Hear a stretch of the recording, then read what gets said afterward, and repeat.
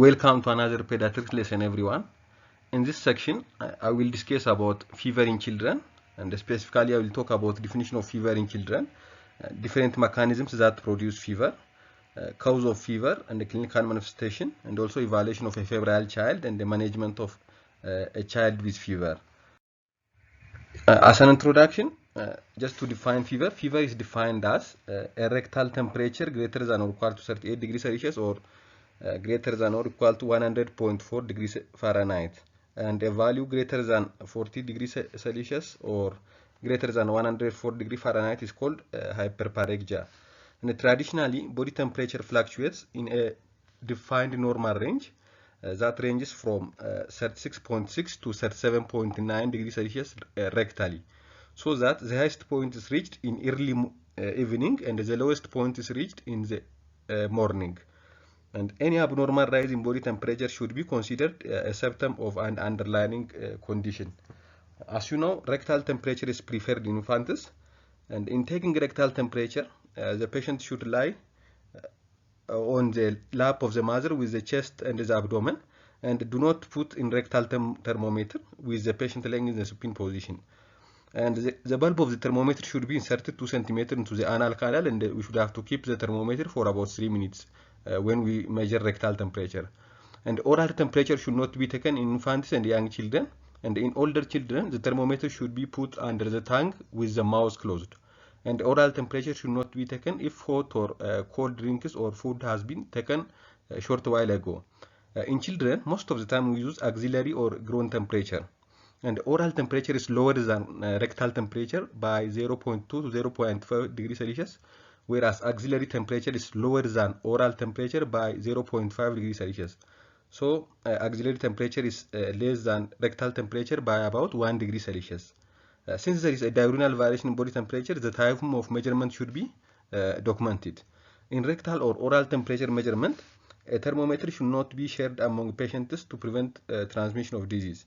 And the temperature is measured in degree centigrade or degree Fahrenheit, and we can convert degree Celsius to degree Fahrenheit or degree Fahrenheit to degree Celsius.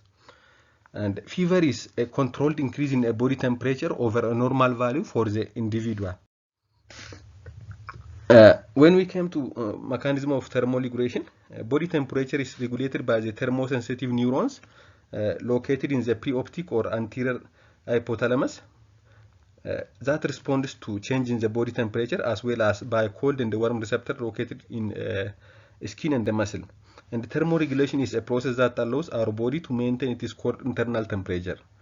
All thermoregulation mechanisms are designed to return our body to homeostasis, and this is a state of equilibrium. Thermoregulatory response include redirecting blood to or from cutaneous vascular beds, increased or decreased sweating, and regulation of extracellular fluid volume by arginine vasopressin, and behavioral responses such as seeking a warmer or a cooler environment based on the temperature. And there are three different mechanisms that can produce fever. Those are pyrogens, heat production exceeding heat loss, and defective heat loss. So the three mechanisms that cause fever are pyrogens, heat production that exceeds heat loss, and the defective heat loss. When we see pyrogens, the first mechanism involves endogenous and exogenous pyrogens that raises the hypothalamic temperature set point. Endogenous pyrogens include the cytokines, interleukin-1, interleukin-6, tumor necrosis factor alpha, and interferon beta and interferon gamma. And stimulated leukocytes and other cells produce lipids that also serve as endogenous pyrogens. And the most common lipid mediator is prostaglandin E2. This prostaglandin E2, it attaches to the prostaglandin receptor in the hypothalamus to produce the new temperature set point. Along with infectious disease and the drugs, malignancy and inflammatory disease can cause fever through the production of endogenous pyrogens. Some substances produced within the body are not pyrogens, but they are capable of stimulating endogenous pyrogens. Such substances that are capable of stimulating endogenous pyrogens, but they are not endogenous pyrogens by themselves include antigen-antibody complexes in the presence of complement components, lymphocyte products, bile acids, and androgenic steroid metabolites.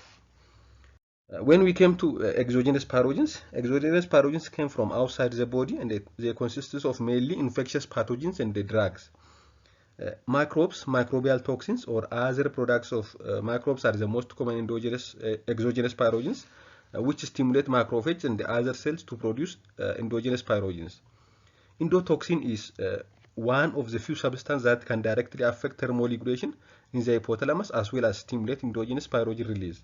And many drugs cause fever, and the mechanism for increasing body temperature by drugs include it depends on the class of the drugs, and the most common drugs that cause fever. So from the different drugs that can cause fever, the most common ones are vancomycin, amphotericin B, and allopurinol. The second mechanisms of heat production include heat production exceeding heat loss. This causes fever. So this is the second mechanism that leads to fever. Examples of heat production exceeding heat loss includes salicylate poisoning and malignant hyperthermia. And the third one is defective heat loss. This is the third mechanism, and it might occur in children with ectodermal dysplasia or victims of severe heat exposure. So the three mechanisms that causes fever are pyrogens, heat production exceeding heat loss, and defective heat loss. When we came to the cause of fever or the etiology of fever, the cause of fever can be organized into four main categories. These are infectious, inflammatory, neoplastic, and miscellaneous causes of fever.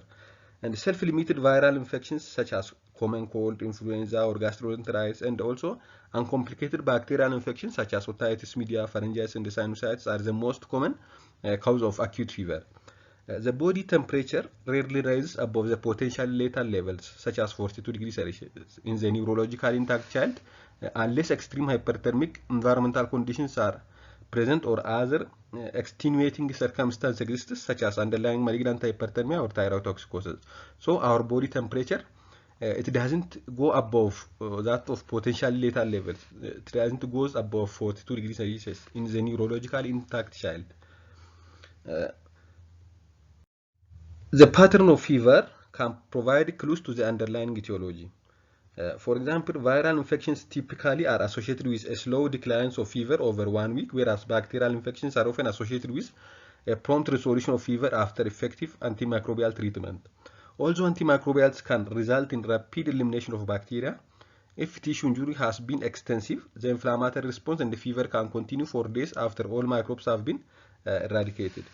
So, just to characterize the pattern of fever, to get the differential diagnosis for the underlying cause, the most from this, intermittent fever is one type, and we say intermittent fever if there is an exaggerated circadian rhythm that includes a period of normal temperature on most days, and extremely wide fluctuation may be termed as septic or hectic fever. So intermittent fever is an exaggerated circadian rhythm that includes a period of normal temperatures on most days. Whereas sustained fever is a persistent fever, and this persistent fever does not vary by 0.5 degrees Celsius per day. Whereas remittent fever is a persistent fever and it varies by 0.5 degrees Celsius per day. So the difference between sustained fever and the remittent fever is they are both persistent fever. But sustained fever doesn't vary by more than 0.5 degrees Celsius throughout the day. Whereas remittent fever can vary more than 0.5 degrees Celsius throughout the day. Relapsing fever is characterized by febrile periods separated by intervals of normal temperature. The other types of fevers are tertian fever. Tertian fever occurs on the first and the third days, and this is caused by malaria, by the type of malaria called Plasmodium vivax. Whereas quartan fever occurs on the first and the fourth day. This is caused by a malaria called Plasmodium malariae. Diseases characterized by relapsing fever should be distinguished from infectious diseases that have a tendency to relapse. So, a disease that are characterized by relapsing fever should be separated from a relapse of a single disease. The other is a biphasic fever. Biphasic fever indicates a single illness with two distinct periods, or camelback fever pattern. And poliomyelitis is a classic example, and a biphasic course is also characteristics of other enteroviral infections such as and also leptosporiasis, dengue fever, and yellow fever. But the characteristics biphasic fever is poliomyelitis. The term periodic fever is narrowly used to describe fever syndromes with irregular periodicity, cycloneutropenia and periodic fever, apoptosis stomatitis, phalangitis, and adenopathy, or more broadly to include disorders characterized by recurrent episodes of fever that do not follow strictly a periodic pattern. Factitious fever is self-induced fever, and it might be caused by intentional manipulation of the thermometer or injection of a pyrogenic material. So this is a self-induced fever. The other is quotidian fever or double quotidian fever. This is a fever that peaks twice in 24 hours and is classically associated with inflammatory arthritis, specifically juvenile idiopathic arthritis. In general, a single isolated fever peak is not associated with an infectious disease. Such a peak can be attributed to infusion of blood products and also some drugs, as well as some procedures, or it might be due to manipulation of a catheter or on a colonized or infected body surface. So, a single isolated fever spike is not associated with an infectious disease most of the time. Similarly, temperature in excess of 41 degrees Celsius are most often associated with non-infectious causes. Causes of very high temperatures include central fever, that means central fever resulting from central nervous system dysfunction involving the hypothalamus or spinal cord, and malignant hyperthermia, malignant neuroleptic syndrome, drug fever, or heat stroke. So, hyperpyrexia is most of the time it's not associated with infection, it's a non-infectious cause. And temperatures that are lower than normal, that means less than 36 degrees Celsius, can be associated with overwhelming sepsis, but they are more often related to cold exposure, hypothyroidism, or overuse of antipyretic drugs. When we came to clinical feature, the clinical features of fever can range from no symptom to extreme malaise, and the children might complain of feeling of hot or cold and display facial flushing and experience shivering. And fatigue and irritability can be evident, and parents often report that the child looks ill or pale and has a decreased appetite. And the underlying etiology also produces accompanying symptoms.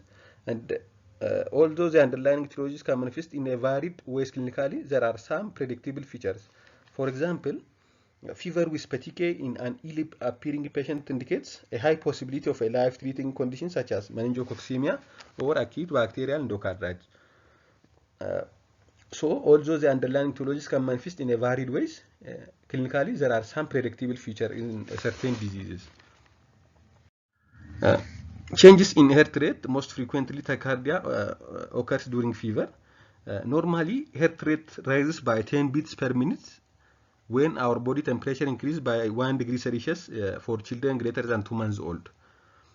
Relative tachycardia, that means when the pulse rate is elevated disproportionately to the temperature raisement, it is usually caused by a non-infectious disease or infectious disease in which a toxin is responsible for the clinical manifestation. So, if there is a significant elevated pulse rate disproportionately to that of the temperature increment, it is usually caused by either a non-infectious causes or infectious disease in which a toxin is responsible for the clinical manifestation. Whereas relative bradycardia is a temperature pulse dissociation. When a pulse rate remains low in the presence of fever, and it can accompany thyroid fever, brucellosis, leptosporosis, or drug fever. So, bradycardia in the presence of fever also might be the result of conduction defects resulting from cardiac involvement with acute rheumatic fever, Lyme disease, viral myocarditis, or infective endocarditis. So, a disease that affects a cardiac conducting system can cause relative bradycardia. That means a pulse remains low compared to that of a body temperature. A pulse doesn't increase by 10 beats per minute for each 1 degree Celsius in the case of relative bradycardia. When we come to the evaluation of a child with fever, most acute febrile episodes in a normal host can be diagnosed by a careful history and a physical examination, and it requires few, if any, laboratory tests.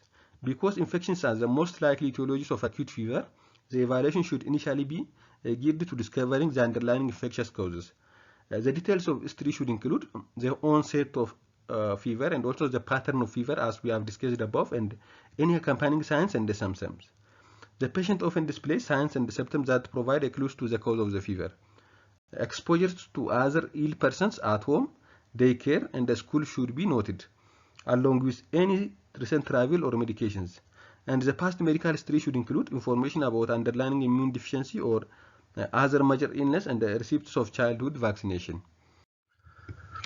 When we came to physical examination should begin with a complete evaluation of vital signs, which should include pulse oximetry, because hypoxia might indicate lower respiratory infections.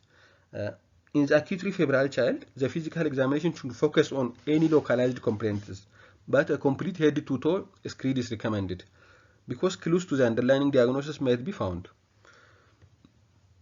For example, palm and sol lesions might be discovered during thoracic skin examination, and it provide a clue for infection with a Coxsackie virus, the so-called hand, foot, mouth disease, or HFMD. And if a fever has an obvious cause, then laboratory evaluation might not be required, and the management is tailored to the underlying cause with as needed re-evaluation. If the cause of fever is not apparent, further diagnostic evaluation should be considered on a case-by-case basis. The history of presentation and abnormal physical examination findings guide the evaluation. The child with respiratory symptoms and hypoxia may require a chest radiograph or a rapid antigen testing for RSV or influenza. For example, if a 1-year-old child presents with respiratory symptoms, if you consider severe pneumonia, we might send for chest X-ray. If we consider bronchiolitis, we might send for rapid antigen testing for RSV or influenza. And the child with pharyngitis can benefit from a rapid antigen detection testing for group A streptococcus and also throat culture. And if a child complains dysuria, back pain, or history of vesicular reflex, we should prompt urine analysis and urine culture, and also work up for urinary tract infection. And bleeding diarrhea should prompt stool culture. And a complete blood count and blood culture should be considered in the ill-appearing child, along with cerebrospinal fluid studies of the child. If the child has a neck stiffness or if there is a possibility of meningitis is considered. And the well-defined high-risk groups require a more extensive evaluation on the basis of age, associated disease, or immunodeficiency state. So, the history of presentation and the abnormal physical examination finding guide our evaluation. So, we send laboratory or imaging based on our history and physical examination. When we came to the management of a febrile child, although fever is a common parental worry, no evidence supports the belief that high fever can result in a brain damage or other bodily harm, except in rare instances of febrile status epilepticus or heat stroke. Treating fever in a self-limiting illness for the sole reason of bringing the body temperature back to normal is not necessarily in the otherwise healthy child. Fever is an adaptive response, and it should be treated only in selected circumstances. In humans, increased body temperatures are associated with a decreased microbial replication and increased inflammatory response. So, when there is a fever, there is decreased microbial replication and increased inflammatory response. So, this is a good part of having a fever during infection. So, we should not treat a fever just to bringing the normal body temperature back to normal, since a fever has its own benefit. Although fever can have a beneficial effect, it also increases oxygen consumption and the carbon dioxide production and cardiac output, and it can exacerbate cardiac insufficiency in patients with heart disease or chronic anemia, such as sickle cell diseases. And also, in addition, it can increase pulmonary insufficiency in patients with a chronic lung disease, and it can cause metabolic instability in patients with diabetes mellitus or inborn error of metabolism. And the children between 6 months and 5 years of age are also at increased risk of having simple febrile seizure. And the focus of evaluation and treatment of febrile seizure is aimed at determining the underlying cause of the fever. And the children with idiopathic epilepsy also have an increased frequency of seizure associated with a fever. So a child with idiopathic epilepsy, if there is a fever, there is an increased chance of having a seizure attack. So these are the good and the negative impacts of fever during problems in a child when they have a fever. Fever with temperature less than 39 degrees Celsius in healthy children generally does not require treatment. However, as the temperature becomes higher, patients tend to become more uncomfortable and the treatment of fever is reasonable. And if a child is included in one of the high-risk groups previously discussed, or if a child's caregiver is concerned about the fever and is adversely affecting the child's behavior and causing discomfort, treatment might be given to hasten the resolution of a fever. Other than providing symptomatic relief, antipyretic therapy does not change the course of infectious disease. So when antipyretics, it decreases the fever and it causes symptomatic relief. Otherwise, it does not change the clinical course of infectious disease. And encouraging good hydration is the first step to replace fluids that are lost related to the increased metabolic demands and insensible losses due to fever. And antipyretic therapy is beneficial in high-risk patients and the patients with discomfort. And hyperpyrexia, that means temperature greater than 41 degrees Celsius, indicates a high probability of hypothalamic disorder or central nervous system hemorrhage and should be treated with antipyretics. The most common antipyretics that we use are acetaminophen or paracetamol, 10 to 15 milligram per kg per dose every 4 hours or every 6 hours, based on the degree of a fever and the frequency of appearance of a fever. And also we can use ibuprofen in a children greater than 6 months at a dose of 5 to 10 milligram per kg per dose every 8 hours. And antipyretics reduce fever by reducing production of prostaglandins. And if used appropriately, antipyretics are safe. Rare but potential adverse effects include liver damage by acetaminophen and gastrointestinal or kidney disturbance in the case of ibuprofen. And to reduce fever most safely, the caregiver should choose one type of the medication, they clearly record the dose and also time of administration so that overdosage does not occur, especially if multiple caregivers are involved in the management. And the physical measures such as tepid baths and cooling blankets are not considered effective to reduce fever, and the fever caused by specific underlying etiologies resolve when the condition is properly treated. So this is all about fever in children. Thank you for listening, and if you have a question, you can put under the comment. Thank you.